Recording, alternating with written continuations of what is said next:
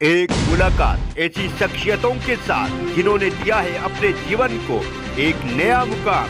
रूबरू कराएंगे ऐसी कुछ हस्तियों के साथ एक खास शख्सियत के साथ मुलाकात।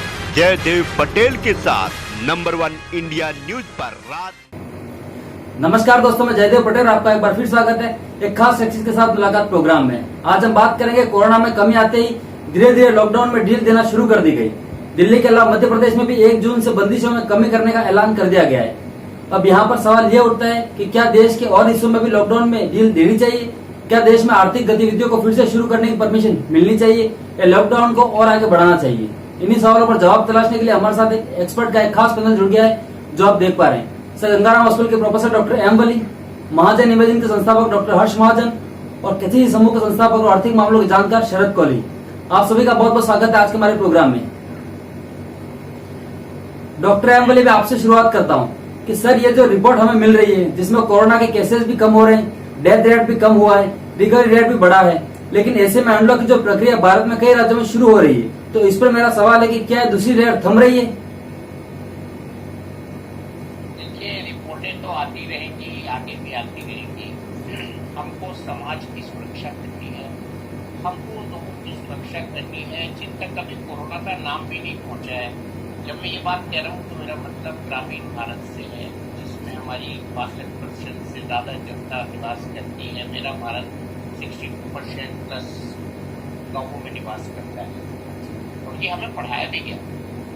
तो इस वक्त हमको पूरे भारत के लिए एक नीति हम नहीं बना सकते। ये इतनी ज्यादा हमारी कल्चर है, अलग अलग है, भाषाएं अलग है, डेमोग्राफी अलग है। कहीं तूफान आ रहा है, कहीं बारिश कम हो रही है, कहीं गर्मी पड़ रही है, कहीं सर्दी पड़ रही है, कहीं पहाड़ों पे एक्सीडेंट्स हो रहे हैं, बड़े बड़े पहाड़ियाँ उठ रही हैं, कहीं ग्लेशियर पिघल रहे हैं। वो दूर की बात है, लेकिन उससे हमारे समुद्र का जो पानी है उसका तल प्रभावित होता है हमेशा।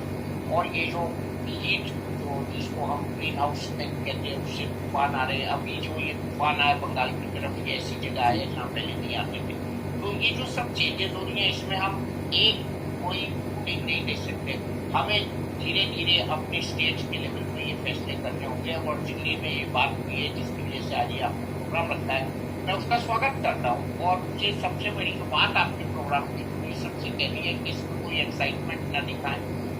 एक बार अगर गलती हो गई है तो उसको रिपीट ना करें। हमें बहुत जल्दी की थी, लोगों ने शराब की दुकानों के आगे लंबी लाइनों की फोटो दिखाई थी। हमें वो भूलना नहीं है। हमें अपने बच्चों की स्कूल बंद है 1.5 साल से 7 साल से, वो नहीं भूलना है।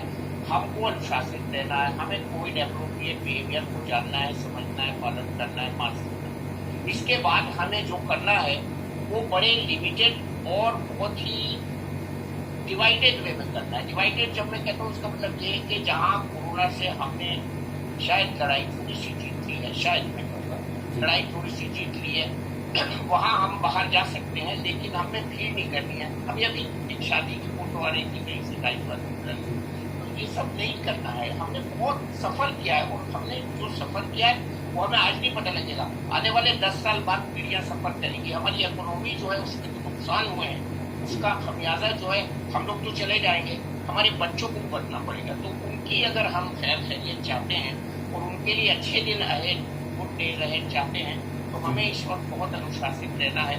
मुझे उम्मीद है कि सरकार जो भी फैसला करेगी खासतौर से दिल्ली के लिए बहुत सोच समझ कर करेगी। और शायद काफी मशवरा भी हो रहा है, उसमें हमारे डॉक्टर को भी शायद बुलाया जाएगा, तो वो बहुत अच्छा है और मैं उसका स्वागत कर रहा हूँ अपने चैनल के माध्यम से। लेकिन मैं बार बार ये कह रहा हूँ कि जैसे हिंदी में कहावत है कि दूध का जला हुआ छाछ को भी फूंक मारकर पीता है, हमारे समय वो वाला टाइम है इस समय। और we have to be very careful, very smart, very discipline and following covid. जी डॉक्टर हर्ष महाजन, अभी अनलॉक की जो प्रक्रिया शुरू हुई है वो अभी ठीक नहीं है, हमें 1 महीना और वेट करना होगा क्या, या इस समय करना जल्दबाजी है? नहीं, ये जल्दबाजी तो नहीं है।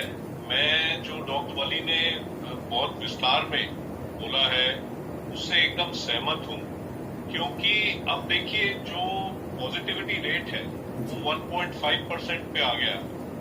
और कब तक हम लॉकडाउन रखेंगे और कब तक हम इनडिसिप्लिन रहेंगे? तो जैसे जैसे ये प्रक्रिया आगे बढ़ती है और लॉकडाउन खुलता है, हमें सिटी का लॉकडाउन तो खुला और वो कुछ चरणों में खुलेगा, पर साथ में हमें सेल्फ लॉकडाउन जारी रखना है। हमें अपने आप को अंकुश में रखना है। हमें अपने भाई बंधु दोस्त जो इतने देर से हम मिले नहीं है, ये नहीं कि अब खुल गया चलो मिलते हैं, क्योंकि आप ये याद रखिए ये जो इस बार कोरोना का म्यूटेंट वायरस है, ये इसकी क्षमता इन्फेक्ट करने की बहुत अधिक है पहले वाले से। पहले वेव में वो वुहान से आया था, इस वेव में जो है कुछ तो पहले यूके वाला आया और कुछ महाराष्ट्र में जो पहले पाया गया उसका मिश्रण है। और ये पहले वेव में हमने देखा कि एक फैमिली में 2 लोगों को संक्रमित हुए, 4 बच गए। इस वेव में हमने देखा कि 6 के 6 ही संक्रमित हुए। ये अधिकतर फैमिलीज के अंदर हुआ है। तो इसको मद्देनजर रखते हुए हमें कोविड अप्रोप्रिएट बिहेवियर, मास्क और डबल मास्क डालिए। कई बार होता है आपको ऐसी जगह जाना पड़े जहां आप सोशल डिस्टेंसिंग मेंटेन नहीं कर पाएंगे, तो वहां मास्क डालना और डबल मास्क डालना उतना ही जरूरी है। अब ये इस बात पे भी स्टैंप लग गई कि ये हवा में भी फैलता है, सिर्फ ड्रॉपलेट से नहीं फैलता, हवा में भी होता है। तो आपको मास्क ही बचा सकता है, क्योंकि आप जैसे अपने ऑफिस में किसी ने खाना खाया कैंटीन में और वो संक्रमित है, खाना खा के चला गया, तो 2 से 6 घंटे 8 घंटे तक वो वायरस हवा में रह सकता है। तो अब हमें जो एहतियात बरतनी है वो कई हद तक अधिक बरतनी है, पर काम अपने होंगे। इकोनॉमी को हम डिस्ट्रॉय होने नहीं दे सकते, क्योंकि वायरस के चक्कर में अगर इकोनॉमी डिस्ट्रॉय हो जाएगी तो उससे हमें बहुत नुकसान हो सकता है। तो मैं एकदम सहमत हूं कि एक स्टेज मैनर में ये ओपनिंग अप होना चाहिए, पर ये सिर्फ गवर्नमेंट का काम नहीं है, ये सिर्फ जो हमारे डीएम और आईएएस ऑफिसर है उनका काम नहीं है, ये हमारे एमएलए और एमपीओ का काम नहीं है, ये सेंट्रल गवर्नमेंट या स्टेट गवर्नमेंट का ही काम नहीं है। हमारा भी उसमें पूरा अगर योगदान रहेगा तो हम बचेंगे अगले वेव को। हम वेव से एक रिपल कहते हैं कि वो छोटा सा उसको बना सकते हैं, ये हमारे ही हाथ में, और ये हमें करना चाहिए। शरद कोहली जी, नुकसान तो हुआ है, इंडस्ट्री को भी नुकसान तो हुआ है, जनता को भी नुकसान हुआ है, रोजगार नहीं मिले, काफी लोग बेरोजगार हो गए। अभी भले ही केसेस कम है, लेकिन क्या सोच रहे हैं, आगे जो परमिशन दी गई है दिल्ली में कंस्ट्रक्शन को लेकर, अन्य राज्यों में भी प्रोसेस शुरू होने वाला है, आप कैसे देखते हैं इसे? देखिए, मेरे साथ जो दोनों माननीय डॉक्टर हैं, बहुत काबिल डॉक्टर हैं, और मुझे लगता है कि मैं अपनी क्षमता का उल्लंघन करूंगा अगर मैं उनकी बात के ऊपर अपनी बात रखूं या उनकी बात को काटूं। तो पहले जान है, इसमें कोई दो राय नहीं है। किसी आप सड़क पे चलते किसी से भी पूछे, पहले जान बचेगी तो आपकी लाइवलीहुड है, तो आपका जहान है, आपका बैंक अकाउंट है, आपका मकान है, आपका बिजनेस है, आपकी नौकरी है, ये सब बात की बात है। सांस चलती है तो ये सब चीजें हैं, वरना कुछ भी नहीं है। बड़ा सीधा सा एरिया है। और डॉक्टर महाजन ने, डॉक्टर वली ने बहुत बढ़िया बात करी। उन्होंने जो बात करी कि ये खाली सेंट्रल गवर्नमेंट, स्टेट गवर्नमेंट की रिस्पॉन्सिबिलिटी नहीं है, बल्कि मैं तो डॉक्टर महाजन से क्षमा मांगते हुए ये कदम और आगे इसमें बात ये रखना चाहूंगा कि हमारी ही रिस्पॉन्सिबिलिटी है। उनकी तो आप छोड़ दीजिए, क्योंकि वो आखिर कब तक बंद रखेंगे। आप जब भी इसको खोलेंगे या वायरस के साथ, तो हमें जीना सीखना पड़ेगा। आप समझ रहे हैं कि वायरस ये जून में चला जाएगा या जुलाई में चला जाएगा। लोग आजकल ज्योतिषियों से पूछ रहे हैं वायरस कब चला जाएगा, तो आपको कहता है 3rd वेव आएगी। आप ये मान के चलिए कि वायरस हमारे साथ अभी बहुत जल्दी में नहीं है जाने, इसको बहुत प्यार हो गया है हम लोगों से, ये जाने वाला नहीं है। तो मुझे ये लगता है कि लोग अगर अपने आप को सुधार लें तो आपको इन लॉकडाउन की जरूरत नहीं पड़ेगी, इतने सख्त लॉकडाउन की जरूरत नहीं पड़ेगी। अगर आप सोशल गैदरिंग, बड़ी गैदरिंग, भीड़ भाड़, लोगों को बड़ी सिंपल सी एक बात है। अगर आप इकोनॉमिक पॉइंट ऑफ व्यू से बात करें, मैं मेडिकल डॉक्टर तो नहीं हूं, मैं इकोनॉमिक्स का डॉक्टर हूं, तो बड़ी सिंपल सी बात है। अगर आप चाहते हैं कि आपकी कमाई चलती रहे, अगर आप चाहते हैं आपका जहान बना रहे, अगर आप चाहते हैं आपका बिजनेस चलता रहे, तो उसके लिए आपको बड़ी छोटी सी चीज करनी है। आपको सिर्फ सावधानी, जब आपने नहीं बरती, जब ये हम जनवरी में, दिसंबर में, फरवरी में हमने इसको करीब सारी दुनिया में हमने डंका बजा दिया कि साहब ये तो गोरों की बीमारी है, देखो यहाँ तो होती नहीं है, हमने तो जीत लिया, हम तो गोलगप्पे खाते हैं, और पता नहीं क्या क्या बातें होने लग गई। और वायरस ने हमको अंग्रेजी में बोलते हैं we were caught on the wrong foot.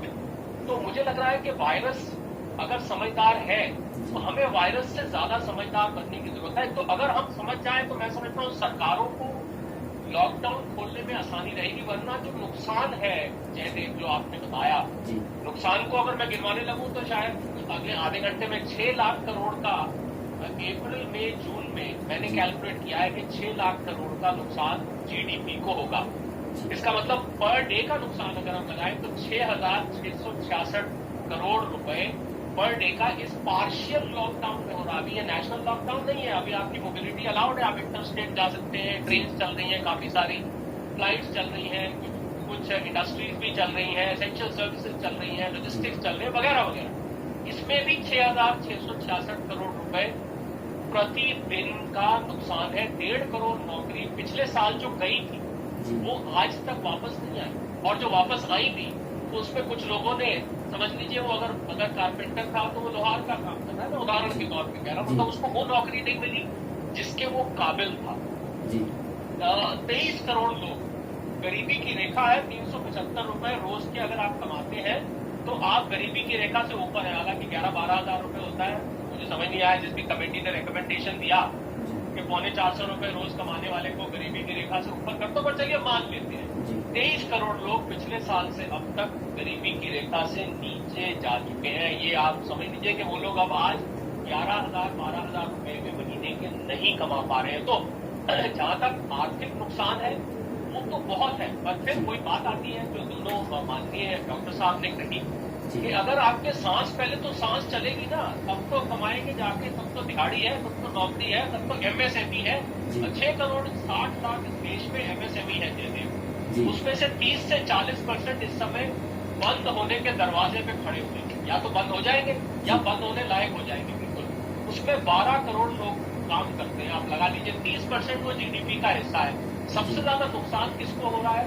जो दिहाड़ी का आदमी। अगर आप आज अरविंद केजरीवाल जी की स्टेटमेंट सुने तो उन्होंने पहले यही बोला कि जी जो डेली वेजेस है, और बात तो ठीक है, जो लोग रोज की कमाई करते हैं, रिक्शा वाला है, पॉपुलर है, कारपेंटर है, इलेक्ट्रीशियन है, जिन बेचारों के लिए बंद का मतलब शाम को आटा की तेल घर में नहीं आएगा, रोज कमाते हैं, रोज खाते हैं, उनकी सेविंग्स भी खत्म हो चुकी है, उधार मांग चुके हैं, उधार अब जिससे मांगते हैं वो उधार भी नहीं देता है। तो देखिए, अगर आदमी, अब एक रिस्क ये था, पिछली बार भी बात हो रही थी कि कहीं भूख से ही ना मर जाए, पता लगे कोविड से तो बच गए, ऑक्सीजन लगा दी, जैसे कि खाली प्लाज्मा हो गए, पता नहीं क्या क्या काम करता है, नहीं करता, पर बच गए। ठीक है, अब बच गए तो पता लगा कि साहब उनको घर में आटा खत्म हो गया, बच्चे भूख से मरने लग गए, तो वो नौबत भी नहीं आनी चाहिए। पर फिर बात सारी धूमधाम की वहीं पर आती है कि हम अगर प्रण कर ले, हर व्यक्ति इस देश का प्रण कर ले कि ये बीमारी हमारे साथ रहेगी, हम अपने आप को बदल ले, बीमारी बदल नहीं रही है, बीमारी तो अपने रूप बदल के बैरूप भी आया है, कभी किसी रूप में आती है, कभी किसी रूप में, और अभी और पेज बदलेगी। तो हमको अपने आप को बीमारी से ज्यादा तेज बदलना पड़ेगा, तभी ये लॉकडाउन खुलेगा, तभी आपका जान बचेगा। अगर जान बचेगी तो कुल मिला के, अभी आर्थिक आंकड़ों की बात करें तो बहुत लंबा डिस्कशन हो जाता है, पर मैं बहुत इच्छुक हूँ डॉक्टर वली और डॉक्टर महाजन के अमूल्य शब्द सुनने के लिए, क्योंकि जान के इस समय सबको बहुत ज्यादा चिंता है। जिस हिसाब से 577 बच्चों के माता पिता दोनों जा चुके हैं, वो बच्चे अनाथ। 3 दिन की एक बच्ची मैंने देखी, 3 दिन की बच्ची, जिसकी अब ना माँ है ना बाप है। एक मुझे और परिवार मिला, माँ गया, पिता गई, बेटा गया, एक बेटी बच गई है, किसी के घर में पूरा का पूरा 6 लोगों का कुनवा ही चला गया है। अब ऐसे में हम अगर जहान की इकोनॉमी की बात करें जयदेव, तो वो थोड़ी अटपटी लगती है। पहले ये जान सलामत रहे। और डॉक्टर वली, आपने बात करी कि आगे की जो हमारी जनरेशन है, हम तो चले जाएंगे, खुदा आपको लंबी आयु दे, आप कहीं जाने वाले नहीं है, आपने तो लोगों को अभी बचाना है, आप कहाँ जाने की बात करते हैं। यस जयदेव, ठीक है। डॉक्टर एमवली, आपसे मैं क्लोजिंग कमेंट चाहूंगा कि क्या हम ऑड इवन के आधार पर अनलॉक कर सकते हैं, क्योंकि गरीबों के सामने अब रोजी रोटी का संकट भी है, जैसे कि शरद कॉलेज ने बताया। नहीं, बिल्कुल एक जो सच्ची तस्वीर है, आपने जो भेजी है, थैंक यू फॉर इस काइंड वर्ड्स। पहले तो बड़ा इंटरेस्टिंग एक न्यूज चल रही है। एक दिया गुप्ता नाम की लड़की ने हाईकोर्ट में जाके पूछा है मुझे वैक्सीन कब लगेगा। तो दिया गुप्ता की बात तो ठीक है अपनी जगह, लेकिन इससे पूरे देश का उसने अटेंशन ड्रॉ कर लिया। और एक बहुत बड़ी जो कमी है, इस सवाल का जवाब नहीं है हमारे पास अभी तक कि दिया गुप्ता की उम्र के लोगों को कब लगेगा वैक्सीनेशन। स्टडीज है कुछ कंट्रीज में वर्ल्ड इशू हो गया है, लेकिन हमारे पास टीका नहीं है। टीका नहीं कह रहा नहीं है, इतना मैंने वर्ड यूज किया है। ये हम इन बच्चों को कब कवर करेंगे जिनके बारे में हम बात कर रहे हैं, जो कल का भारत है और जो बहुत चीज आई थी। हाईकोर्ट ने भी बड़ी अच्छी उसमें नोटिस दी है, हालांकि जवाब तलब किया है जो हाईकोर्ट का प्रोसीजर है उससे नोटिस। लेकिन उसमें जो सबसे बड़ी मार्मिक बात हाईकोर्ट ने भी कही है कि इन बच्चों का जो मूलभूत अधिकार है हम इनको कब तक वंचित रख सकते हैं। तो इनको हमें इनका अधिकार देना होगा ताकि ये बेहतर जीवन जी सके। और खाली ये बच्चे स्कूल जाने से वंचित नहीं है। ये लॉकडाउन वाली बातें इसलिए मैं कर रहा हूँ, ये बात लॉकडाउन से बहुत रेलेवेंट है। ये बच्चे घर में कितने दिन से पड़े हैं, मोनोटोनी, इनका दिमाग में क्या हो रहा है। इनके कल को जब ये बाहर फील्ड में आएंगे तो इनका जो मेंटल स्टेटस है वो रिफ्लेक्ट करेगा इस लॉकडाउन की जो हालत है, नशा है, जो पाबंदी है उसमें। ये बच्चों को खुली हवा के पंछी को आप अगर कैद करते हैं पिंजरे में, उसकी साइकोलॉजी तो कोई नहीं समझ सकता ना। तो इसी तरह से ये जो हमारे बच्चे हैं घरों में, छोटे बच्चे खास तौर से हैं, उनकी जो साइकोलॉजिकल डेवलपमेंट इससे इफेक्ट हो रही है। एक तो ये बात, दूसरी टीका लगना है सबको। और टीका इससे रिलेटेड है आज के टॉपिक से कि अगर हमने टीका और तेजी से लगाया होता।